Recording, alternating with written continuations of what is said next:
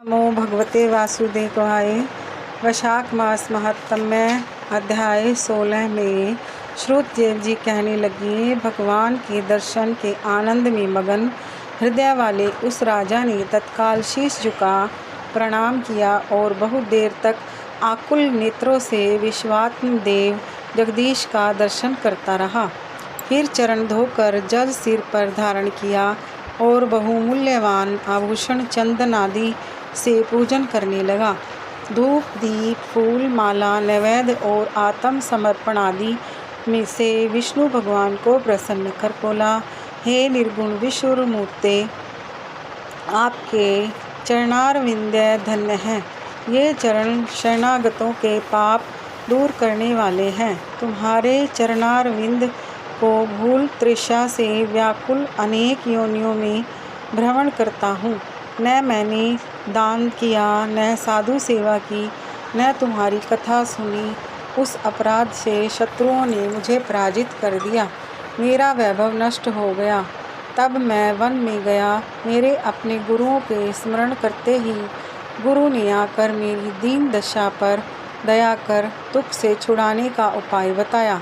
उनके बताए वैशाख के धर्म कार्य जो शुभ फल देने वाले हैं मैं करने लगा, जिनके प्रभाव से मुझे संपूर्ण वैभव मिला और मैं अत्यंत प्रसन्न हूँ। हे परमात्मन, संतों पर अनुग्रह करने वाले, तुमको नमस्कार है।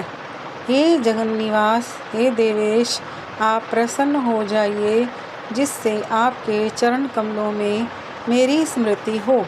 हे प्रभु, पुत्र स्त्री कोशादी में मेरी आसक्ति न हो। मेरा मन आपके चरणारविंद में लगे, मेरी वाणी आपकी दिव्य कथा कहने में लगी रहे, मेरे नेत्र आपकी मूर्ति के दर्शन में लगे रहें।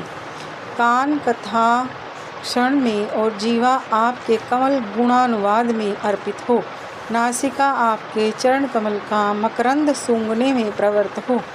हाथ आपके मंदिर की सफाई करने में तथा आपके भक्तों के सुगंध युक्त चंदन आदि लेपन में लगे रहें। पाँव आपकी कथा में ले जाएं।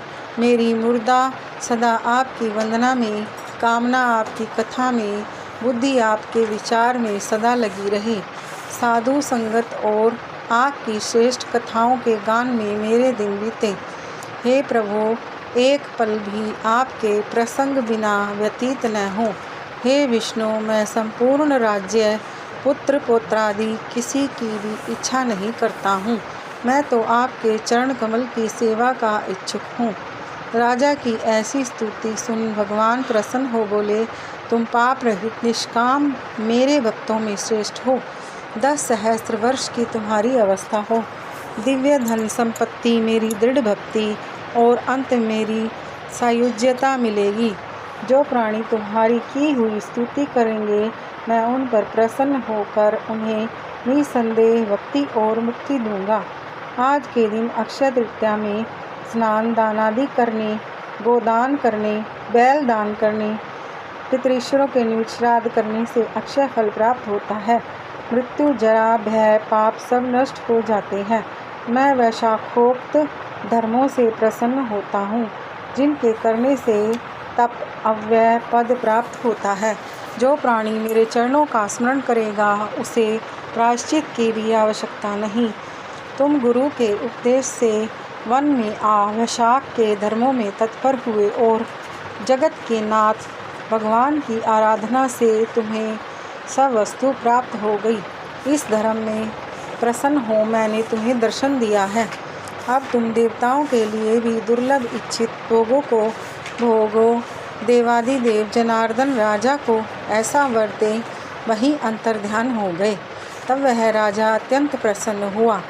तदंतर गुरु महात्माओं का सत्संग कर नित्य प्रति ज्ञान प्राप्त करने लगा और वासुदेव भगवान के अतिरिक्त किसी को नहीं मानता था। वैशाखोक्त सब धर्मों को बारंबार करने से पुत्र पौत्रादि की वृद्धि हुई और संपूर्ण मनोरथ को भोग अंत में चक्रपाणी विष्णु भगवान की सायुज्यता को प्राप्त हुआ। जो इस परम सुंदर आख्यान को सुनते सुनाते हैं, वे सब पापों से छूटकर विष्णु भगवान के परम पद को प्राप्त होते हैं। ये था वैशाख मास महात्म्य का अध्याय 16। ओम नमो भगवते